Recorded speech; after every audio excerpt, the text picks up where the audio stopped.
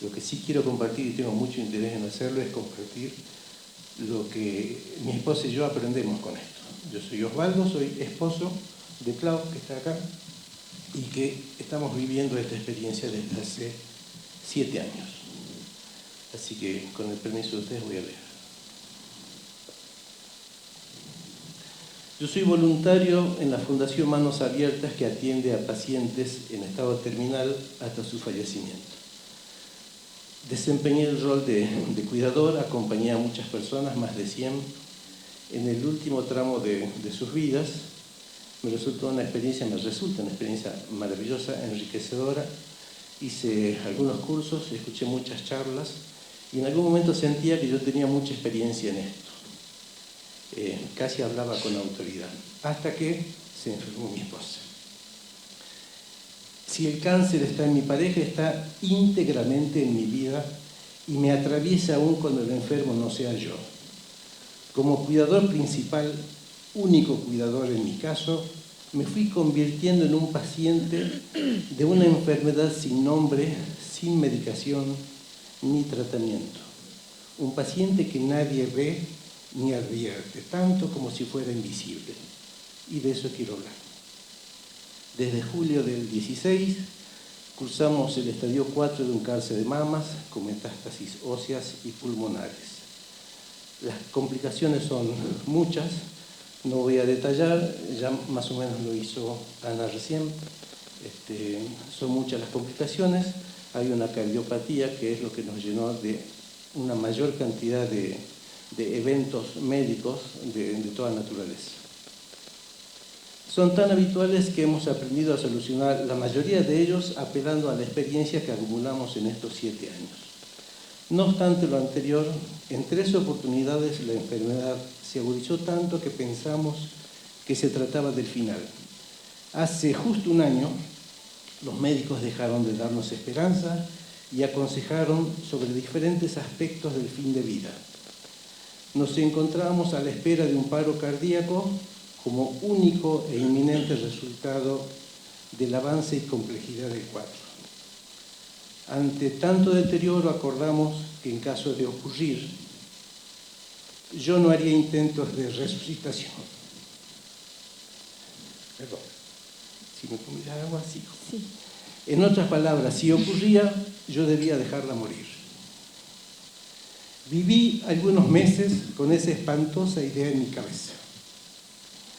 Cientos de veces me acerqué a ver si aún respiraba.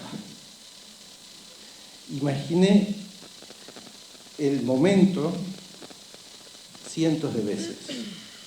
Imaginé las circunstancias, pensé qué haría, a quién llamaría, qué ropa le pondría. Imágenes horribles, dolorosas, que me destrozaron durante un tiempo. Está bien. Soy así medio emotivo porque soy viejo. Yo soy joven igual. Los hombres viejos nos ponemos así emotivos, y más con monito rosa. Mientras tanto, la pareja que un día fuimos se iba diluyendo para dar paso a 2 que sufrían la misma devastación desde distintos lados de la cama. Después de algunos meses, y contrariamente a los pronósticos médicos, ella comenzó a recuperarse y eso nos devolvió esperanzas. De pronto nos sentimos confiados, surfeando en este mar de dificultades. Nos sentíamos como pilotos de tormentas, unidos y confiados en poder atravesar el mal tiempo. Pero este tiempo no solo era malo, era mucho. Y de pronto comenzaron a aparecer signos del cansancio, del deterioro. Nunca advertimos que existe otro daño profundo en la emoción y el ánimo del enfermo y de su cuidador, pero también de la pareja, de la familia, del entorno afectivo. Cumpliendo su deseo de expandirse, el cáncer desplegó su mal hasta adentrarse en todos los ámbitos de nuestra vida. El cansancio y el desgaste que causa nos fue corrompiendo silenciosamente hasta que pudimos darnos cuenta. Y cada uno de nosotros arrinconó sus frustraciones, temores y cansancios dentro de sí mismo. De repente un día nos vimos separados bajo el mismo techo, afrontando la situación de mala manera. Abracé con determinación la responsabilidad del cuidado. Hice todo lo que estuvo a mi alcance, pero una parte de mí reclamaba cada tanto la vida que soñaba, la vida que tenía, y lo que fue más doloroso, la compañera que tenía. Reprimí este sentimiento como si yo no tuviese el derecho de quejarme, porque si yo no soy el enfermo, ¿cómo me voy a quejar yo? Allí fue cuando descubrí que mi enfermedad se parecía al cáncer. Se silenciaba por un tiempo, agazapada, en la espera de volver a reclamar lo suyo. Sin embargo, aún sin creer que tenía el derecho de hacerlo, sentía la tristeza del duelo por haber perdido a aquellos que fuimos. Una parte de la mujer que fue mi apoyo, contención, mi amiga, mi amante, todo, se había ido, dejándome huérfano de su compañía. Si bien yo podía entenderlo, con la cabeza podía entenderlo, no dejé de sentirme solo. Apareció entonces un sentimiento de culpa que me persiguió mucho tiempo. Si yo pretendía seguir con la vida que tenía, sentía la culpa de quien abandona. ¿Cómo podía yo seguir queriendo cosas? Siempre creí que estar a su lado era mi lugar, es mi lugar y mi derecho. Nunca lo sentí una obligación. Además era lo único que podía hacer, ¿cómo no iba a hacerlo? ¿Y quién sino yo? Pero por otro lado, fui abandonando a la persona que yo era y a las personas con las que compartí la vida. El tiempo se había vuelto muy valioso y muy escaso. Perdón. Entonces jugué un juego perverso en el que estuve atrapado y hiciera lo que hiciera, siempre perdía. Muchas veces me he planteado cuál es el límite, hasta dónde dar. Recibí consejos de gente bien intencionada que me decía, según el criterio de cada uno, hasta dónde yo debía dar. Darlo todo no es lo mejor, me dijo alguien a quien yo quiero mucho y que está en esta sala. Y yo encontré sentido en esas palabras. Me daba cuenta que yo debía dar solo lo mejor: paciencia, cariño, amor, respeto, tolerancia, alegría, apoyo, comprensión y tantas cosas buenas más. Porque si yo excedía el límite, un límite que todavía no conozco, también comenzaba a dar frustración, miedo, enojo, cansancio. Entonces otra vez me sentía culpable. Viví un sentimiento de pérdida. Yo sentía que mi vida, mis sueños, todo lo que yo imaginé había quedado postergado. Y acá me hace sentido lo que dijiste recién, que la idea de la vida que uno se hizo se altera, pero se altera solamente la idea que uno tenía. Pero en ese momento yo sentí que mi vida estaba en pausa. Y por supuesto me sentía mal por eso. ¿Quién podría pensar en paseos o en sexo en ese momento? Yo. Y me sentía estúpido, trivial. Me sentía dividido. Por un lado la vida que tenía y por otro lado la vida que yo todavía quería. Entonces me sentí enojado conmigo, con todo, y eso arruinó, empañó mis pequeñas alegrías y disfrutes, se me fueron, se me pasaron por alto. Este sentimiento nos mantuvo alejados en tensa calma, viviendo con dificultad cada una de las instancias de la enfermedad y de lo cotidiano. Demasiadas preguntas sin respuestas nos llenaban de silencios, mientras el ánimo se debilitaba en nosotros. Esto nos causó muchas situaciones de conflicto, no solo entre nosotros, sino familiares. Las dificultades se sucedían como en una cascada. Situaciones de diferente grado de dificultad que si hubiesen venido de a una, no eran un problema, pero de pronto sentíamos que eran todas juntas. Y yo pensaba, es demasiado. Trataba de hacer las cosas del mejor modo posible. Se trata de mí me dijo cierta vez mi esposa, como si la enfermedad fuera exclusividad de quien la lleva en el cuerpo. Esas palabras me llevaron a reflexionar mucho y después de un tiempo a entender la razón de encontrarnos tan separados, viviendo tan juntos la misma experiencia. En algún momento también me sentí abandonado por personas cercanas de las que esperé cuidado y atención. Vivía y sufría cada instancia de esta enfermedad y en mi interior también sonaba la frase, se trata de mí. Me sentía víctima de la situación y anidé rencor y resentimiento contra quienes no llegaron. Otra vez, mi enfermedad invisible se parecía al cáncer. Entonces entendí que hay mucho más por atender que la enfermedad y su tratamiento. Hay mucho más entre las personas que viven atravesadas por la misma adversidad. A todo esto yo llamé, por ponerle un nombre, metástasis en la vida familiar.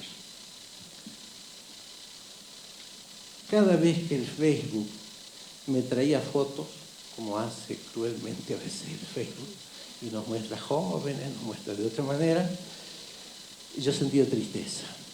Veía rostros diferentes, sonrisas claras, momentos de alegría. Ver quiénes éramos no me gustaba, me costaba reconocerme. Entonces me llené de preguntas. ¿Quién era yo antes de todo esto? Y la peor pregunta, ¿cuál es mi vida? La enfermedad se había llevado nuestro pasado y a quienes fuimos. De una forma silenciosa fue desmoronando nuestras estructuras, aquellos pilares sobre los cuales construimos nuestra vida juntos. Sin darnos cuenta, la vida que conocíamos fue desapareciendo y de alguna manera nos encontramos desnudos, despojados de nuestras seguridades, viviendo cada día lo que cada día nos proponía. Vivimos como aquel que sale a los caminos sin equipaje ni mapas, desolados. Si me hubiese quedado ahí, me hubiese sentido triste eternamente. Así que preferí ver el otro lado de la moneda que nos daba la vida. Y empecé a preguntarme, ¿y cuál es la ganancia? ¿Qué es lo bueno de esta experiencia? Cuando nuestra realidad nos excedió por completo, comenzamos a ver las cosas desde otra perspectiva. Ni el voluntarismo ni el dinero podían evitar que esto suceda. Entonces, de a poquito comenzamos a aceptarlo. Aceptar, que no es resignarse, implica abrazar las circunstancias en espera de lo bueno que viene con ellas. Esto es aceptar para mí. Seguramente el diccionario dice otra cosa.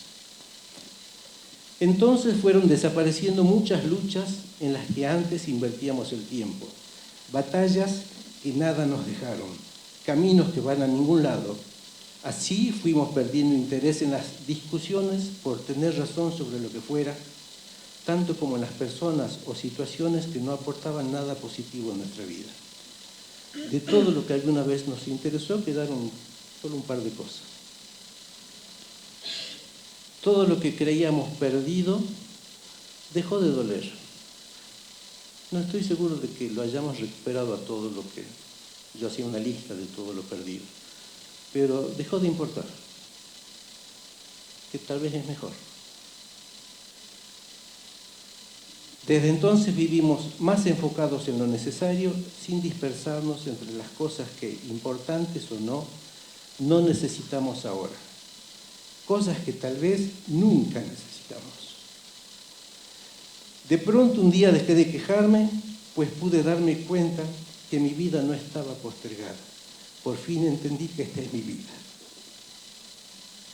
Felizmente me estoy haciendo cargo. Descubrimos que la enfermedad no es una línea continua que ha comenzado el día que recibimos el diagnóstico y terminará cuando todo termine. No es así. Se parece más a una línea de puntos. Esas líneas de las rutas, líneas blancas, tramos de enfermedad y tramos donde no hay.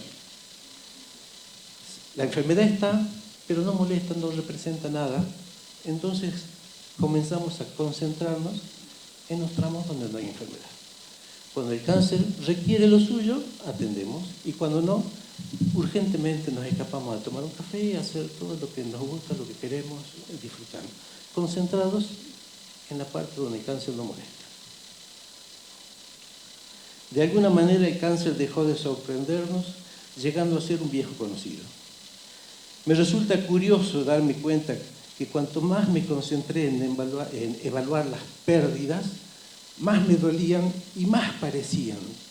Cuando dejé de hacerlo, cuando empecé a hacer lo contrario, rápidamente recuperamos la paz, la alegría, y todo lo que parecía perdido volvió.